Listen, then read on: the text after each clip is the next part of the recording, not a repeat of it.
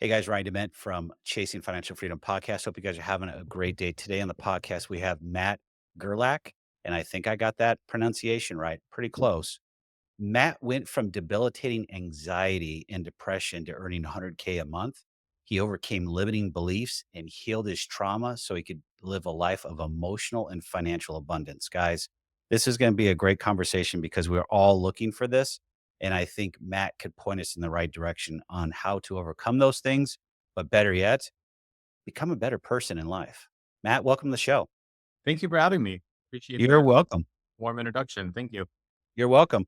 Sorry for a little bit of a delay and we had some recording issues, but look forward to having our conversation. Thank you. Me too. All right. So before we get into it, can you tell the listeners a little bit about yourself? Sure. I'm a transformational life coach. I work with entrepreneurs and executives who are burnt out and lonely and unhappy and unfulfilled to create fulfilling lives and businesses and professional personal lives. It's a journey that I wish I would have had appropriate help for as I went from debilitating anxiety and depression. So I've committed my life to helping others work through unfulfilling lives and create lives of abundance. I love it. Abundance. So can we just jump right in there and just talk about a little bit about your story and how you became, not just who you are today, but what you've overcome? Because we were talking about this earlier about things that we have to deal with in life, and it's not pretty to put it out there. Yep, absolutely. So about 8 years ago, I started a business, a consulting business, and I consulted for consumer product brands, helping them with their growth strategy. And it turned into where two of the clients I started working with, I worked with long term, one for about 7 years and one for about 8 years. And the journey immediately shined a light on my cracked foundation. I like to say I had no business starting a business because I was completely ill equipped for the self advocacy and boundary setting that was required. I'd always been a top performer, like really solid top performer in my career. I fell into sales, I did well with it. I always had really nice bosses who cared about me, and something got too rough, they would help me fight the fight. I wasn't really somebody, I've always been a nice person.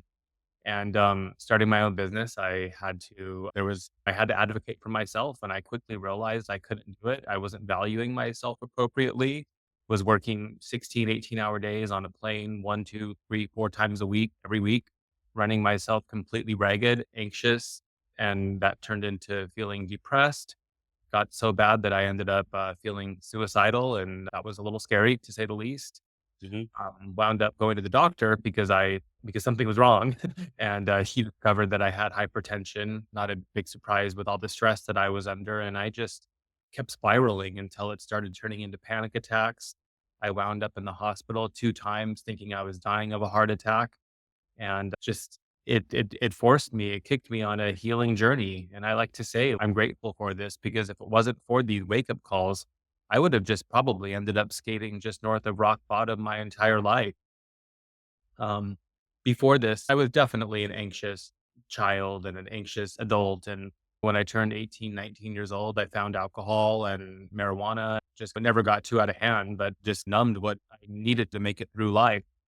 And looking back, I don't remember a single moment until I was 35 or so where I like actually sat by myself and just felt things and just went Mm. for a hike without music or without distracting myself. And I got appropriate help, did the doctors, and they couldn't find anything wrong through tons of different kinds of therapies and coaching, and eventually learned my value and learned how to set boundaries and was able to advocate with my clients and renegotiate my agreements. So I ended up earning $1 million a year, over $100,000 a month, many months by the services my firm was providing. And it was definitely hard to go in there and advocate for myself like that.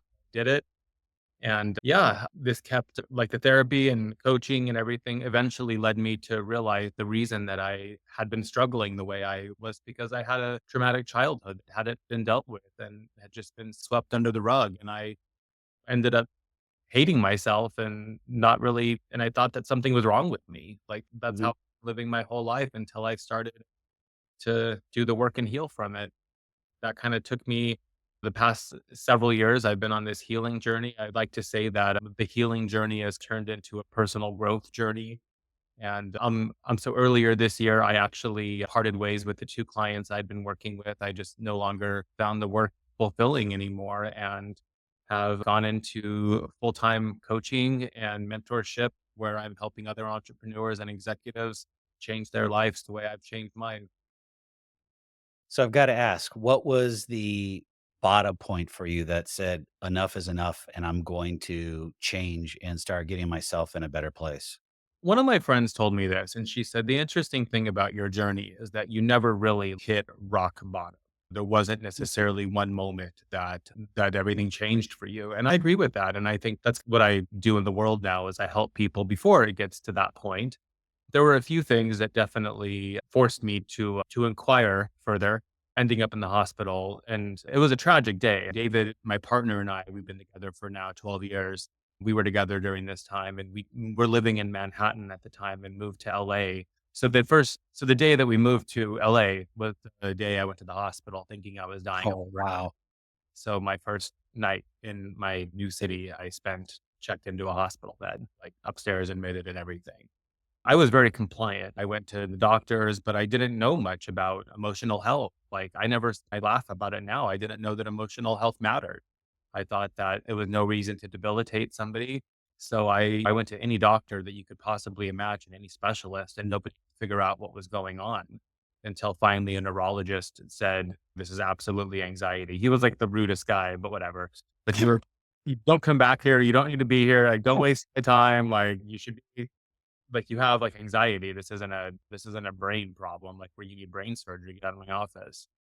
And then probably the biggest moment was my partner and I were in couples therapy, and just putting it out there. Couples therapy was one of the best things I've ever done with my life, and I don't know that we would be together still if it wasn't for couples therapy. We just learned excellent coping, not coping, but communication skills and problem resolution skills. That's what I was trying to say.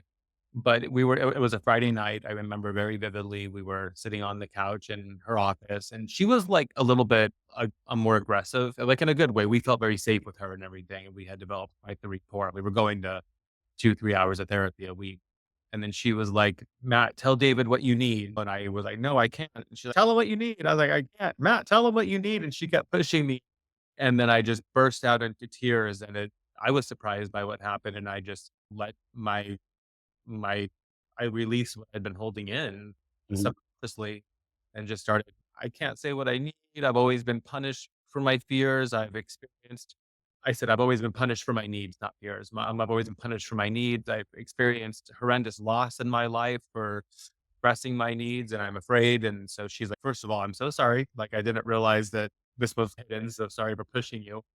But, it was fantastic because we got to the root of it, and, like, the next day I woke up realizing, like, "Oh my gosh, like, I had a traumatic childhood and none of this had been dealt with."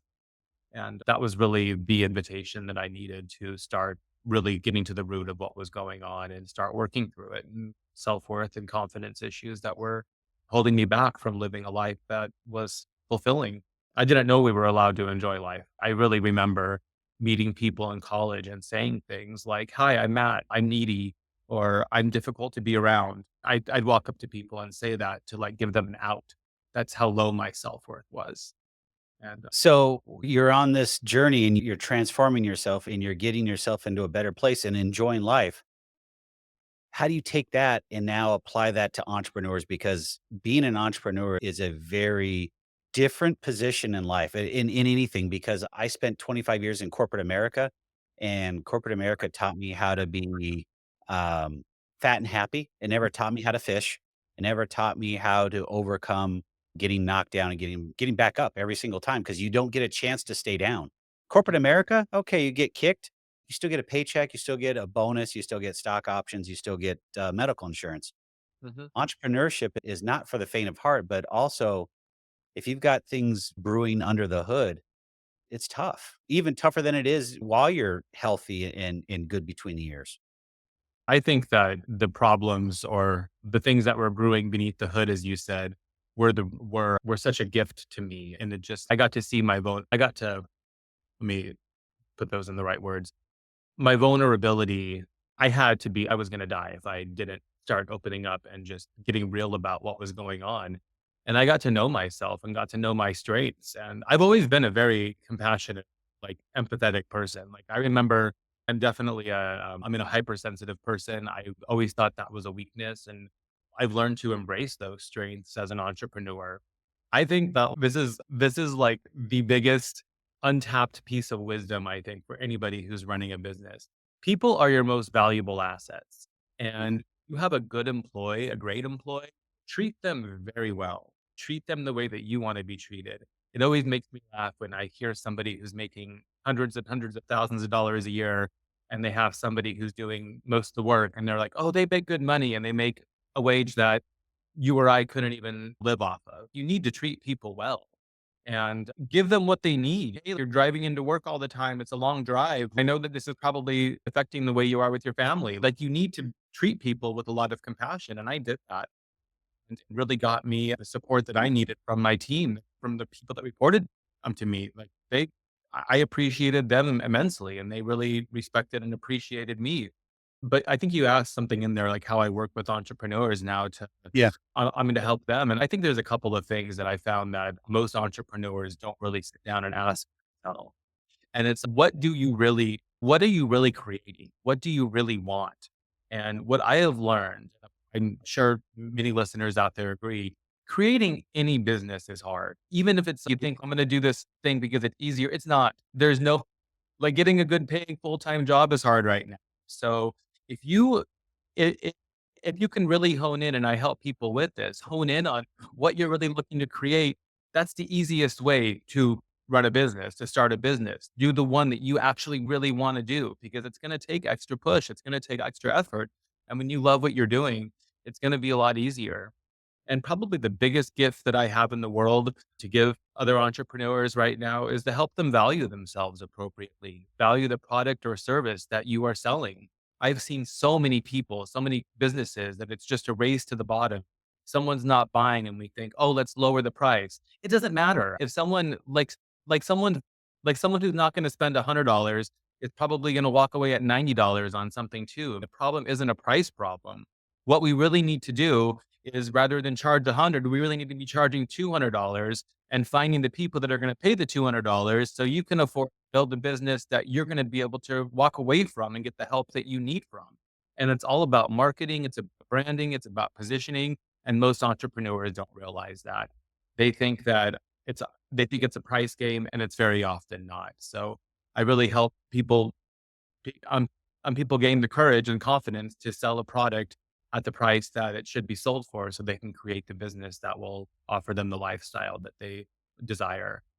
And you'll continue to attract those customers and clients that you wanna have that are going to buy it over and over again, whether one time or multiple times, whatever the case is. But that is a big deal in this space because I'm not just a podcaster. We're also an affordable housing developer, and we're also a broker slash lender in the mortgage space.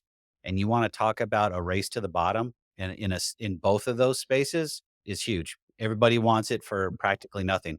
Hey, I want to get a mortgage, but I don't want to pay anything. That's a problem. Mhm, If you're not gonna pay the fees that are associated with getting a mortgage, then you're not ready for homeownership.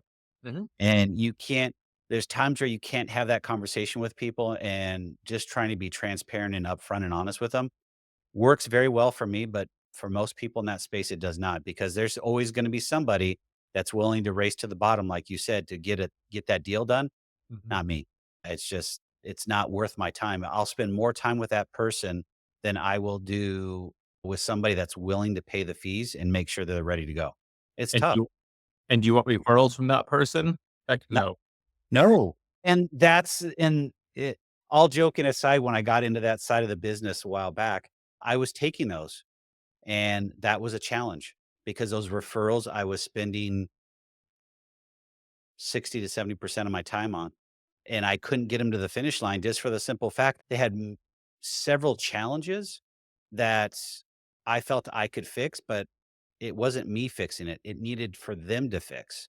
Mhm. And until you can switch that mindset off to where I need to attract and work with clients, your avatar, whatever you want to say, customers that are ideal, just like you said. You're selling a product or a service and it needs to be priced appropriately. And then you go out and you find those companies or individuals or clients, whatever you want to call them, that will buy it at that price. So happy the conversation has led to this point right now because it goes back to marketing. And as I have moved into a new phase of my life, starting this coaching business, I'll be transparent and vulnerable that we need help seeing the label from inside. Like we can't read the label very well from inside the bottle. And it's been a growth opportunity and a growth. I've had to grow a lot over these past several months as I've been business developing and figuring out what I really want to do. And I finally realized that I already had a business that was making me tons of money where I was working 15, 20 hours a week because I had gotten it all systematized and had people doing the things that I didn't want to do and walked away from it because I wanted something fulfilling. I wanted something that was me. I'm 41 years old right now. My partner and I are actually just going through surrogacy right now. So we're on our journey to be dads. Something also I never thought I'd be able to do before I did the healing and growing work. I'm creating my own extremely fulfilling business. And so many of us think, oh, I have to post on this thing. I have to do that. We have to do this marketing. We need that billboard. There are endless ways to market your product or your service. And the more authentic you are to you, and oftentimes your customer is similar to you. So if you're not responding to a billboard and you're not making action based off of billboards you're seeing, chances are your customer is not going to either.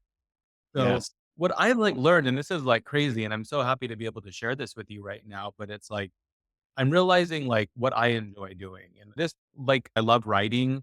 I love talking about this journey that I've been on. So I'm sharing a lot more about that. I'm using it as a way to connect with people. And the biggest thing is I love cooking. Like I really am trying to, I would love to continue my life in the cooking area. And I'm using it as an opportunity to bring people together. So I've started hosting in person events in my home, inviting other entrepreneurs and executives into my home and just getting to know people. And I'm like realizing like this is my superpower. I could cook all day and I love helping people and it's all coming together in a very unique way that it's a very intimate experience and it's about gaining trust with people. And I'm just sharing that because I want to demonstrate that market the way that feels good to you, that feels authentic to you, that doesn't feel like a slog, and you're going to be set up for success forever. I don't know if this I don't wanna say this is sad, but it that's just what rolls off my tongue. We don't wanna be authentic, and I'm gonna back up and I'm gonna preface this is social media is a great tool, but it's also a very crappy tool. I'm just gonna be transparent about it. It does great. You can get marketing out. In 15, 20 years ago, you'd have to advertise in a newspaper or have email, and that's it. Now you can touch hundreds, if not millions of people through social media. But people don't realize how addicting it is, 1, but 2, they don't use it as an effective tool to be yourself, put your marketing out there, and attract those customers or clients that you're looking to do business with. People think, "Oh, I put 1 video out and it doesn't go viral, I'm done." Damn, it's taken me 8 years to get where I'm at today with the podcast, but also social media, and I'm just starting to get nice traction. I could have given up 8 years ago. And it would have been done and over with, and I would have never been able to see any of the results that I've been working on for the last 8 years, and that's entrepreneurship in a nutshell for me is if you continue to go, improve yourself, put yourself in a better position, become a better person, you're going to win in the long run. You just have to be patient enough to get through the trials and tribulations. Absolutely. It really is about enjoying the journey. Back to the first pillar I mentioned of really how I work with clients. It's about really being honest with yourself and learning how to craft this journey so it's one that you're going to enjoy being on. And this, like, what's really hit me like over these past few months is I'm going all in on this and I am being patient. I am adapting as things go on. Um, and it really hit me like when we're starting businesses, we have to believe in ourselves. We have to be willing to put a lot on the line. And I don't really know many. I know it's happened. I know there are people that have lost assets because they've had to gamble them. But I think in the long run, 99.9% of entrepreneurs can say that it does all work out in the long run. And I read a ton. I find so much inspiration from other people's stories. I'm peace with it. I am like, if I have to make some changes in my life, if we have to move to a smaller house one day, while my partner and I pursue our dreams. That's part of the journey. And like when I really stop to ask myself that, is that really the end of the world? Energetically wise, I don't really want to spend the time and allocate resources to having to move. That's not something wise.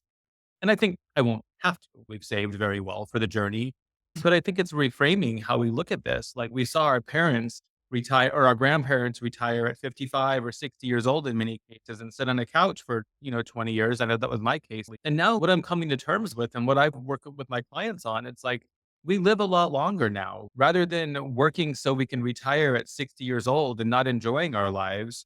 Like I want to be working in my 70s and maybe even in my 80s a little bit. I don't want to be working, 40 plus hours a week, with a job I don't like, but yeah, like showing up for 6 hours a day, 3 or 4 days a week, doing something I love. Heck Yep. yeah, I can do that. So is that worth trading a few moments right now of saving relentlessly? Heck yeah, it is. And I think so many of us need permission to look at this differently. And that's really what I have found my footing in and love working with people on is helping them rebuild their lives and creating a second half of their life that is much more enjoyable than the first. That's awesome. So is that your approach that you're taking with entrepreneurs then? Yeah. I mean, I work with people and help them really figure out like what they want their lives and businesses to be like. I've been in sales and marketing for 20 years and I've learned a thing or two. I'm pretty good at it. So I do some consulting still and business coaching, helping people, especially with business development and getting out of their own way. A lot of entrepreneurs, I think we have to become a salesperson to Mhm. a degree, but there is a science behind it. There are tips and tricks and there are methodologies behind it. And I've found that one of the biggest secrets to sales and growing a business like this is you gotta be honest with yourself. Be honest, like, with what your customers really are responding to. Is your offer really is your offer really that compelling? What is the competitive landscape like? The sooner that you can be clear and be honest with yourself about the real obstacles in getting market share, the sooner we can work to remedy that and have a knack for seeing things as they are and telling people what they may not wanna hear, and I also don't get activated if they don't wanna listen to me. I'll say it until I'm told not to, so I love that you don't get activated because that's something I've struggled with for a long time, and I've just probably in the recent year or so, same thing. Hey, if you don't wanna listen and you don't want to, make change, God bless you, man. It's your life, not mine, so I don't have to worry about it, so, I like that. oh, yeah, no, thank you. It's taken a long time. I used to be somebody who wanted excellence for everybody. I still do, but I used to really carry the world's weight on my shoulders. And now I've seen a lot of people. I worked for a lot of businesses that have made a lot of mistakes. And a lot of them are their mistakes that didn't have to happen, but it's uniquely positioned me to have had watched probably $100 million of mistakes go out the window that didn't have to. So Wow. I'm happy to help others learn what I've learned. That's a lot of money, so we're coming to the end here. I got a couple questions. Are you currently bringing on clients? Are you I working with clients? Okay. I'm very selective on who I work with, not just like not in a mean way, but I want to make sure it's a fit for everybody. Of course. I'm very selective, making sure that you're compassionate and you're looking to really build a business of purpose. And nationwide, no big deal, everything's remote, I'm guessing? Nationwide, no big deal. I love working with people locally because it's great to meet face to face. I invite people to my home and I serve meals and stuff. We sometimes do coaching over lunch and things like that, but nationwide works. And is there if someone wants to reach out that's listening to this episode, how would they get a hold of you? You can reach out by emailing me. My email is matt@mattgerlach.com. My website, mattgerlach.com. You can download a 6-step workbook that I put together, which is really a distillation of my entire life's work and my healing journey that's helped me and what I work with clients on in creating fulfilling and abundant lives. And I have a podcast as well that you can all access from my website, mattgerlach.com. I'm on social media. It's all there. Nice. We'll also put the links in the show notes so everyone can get a hold of you. But sir, thank you for coming on. I know it's been a little bit of a wait, but love the conversation. Love your you being authentic, but also being vulnerable. There's not a lot of that out there in today's space, I should say. Ryan, thank you very much. It means a lot to hear that. And yeah, vulnerability is my superpower here. And I just think that the world would be so much better if we could all just let our guard down a bit. And I think that's how we run our businesses. We be compassionate and treat people nice and treat customers nice and treat our employees nice. And that's really the foundation of all my work. So thank you for saying that. You're welcome. Thank you for coming on. Thank you for having me.